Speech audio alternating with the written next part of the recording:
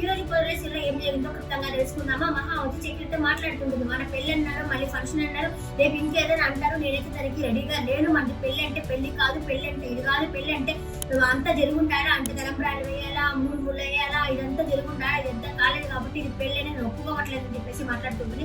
మాట్లాడేసరికి ఎలాగో ఒప్పించడానికి ట్రై చేశారు కానీ ఒప్పుకోదు. అలాగే మాధవ్ వాళ్ళ అన్న కూడా వచ్చి చెప్తాడు, ఎంత తనకి తెలియదమ్మా, నువ్వు వచ్చి రేపు వచ్చి రెడీ అవ్వు అని చెప్పేసి వాళ్ళ అన్న కూడా వచ్చి చెప్పడం అయితే జరుగుతుంది. అలా కూడా వచ్చి మెనకి అంత ఇంటి జ్ఞానం లేదా, నేను నాకైతే రెడీగా లేను అని చెప్పంటుంది. తర్వాత మెల్ని మోసం చేయడం అయితే నాకు ఇష్టం లేదు, నేను మోసం చేయలేకపోతున్నాను అని చెప్పేసి చాలా ఫీల్ అవుతుంది. ఇంకా బయట వచ్చేసి వాళ్ళ అత్త వాళ్ళైతే మాట్లాడుకుంటా ఉంటారు, ఏంటి ఇంకా రాలేదేంటి, వాళ్ళు అసలు జరుగుతుందా లేదా అనేది మాట్లాడుకుంటా ఉంటారు. అంతే అప్పుడు వాళ్ళ అన్న కూడా ఉండేసి అయ్యో అత్తయ్య రెండు కూర్చోని అని చెప్పి మాట్లాడేసి అయ్యో రామ్మ కొంచెం తొందరగా రామ్మ అని చెప్పారంటాడు. అయినా కూడా అమ్మాయి రాదు, అనంటే మనలో వస్తుంది, మనతో కూడా చెప్తాడు తొందరగా బయటకు తీసుకురామని. వాళ్ళ మనలో కూడా మాట్లాడుతూ ఉంటుంది. కానీ మహా మాత్రం బయటకు వెళ్ళి ఇక్కడ నుంచి అనేసి పంపించేస్తుంది.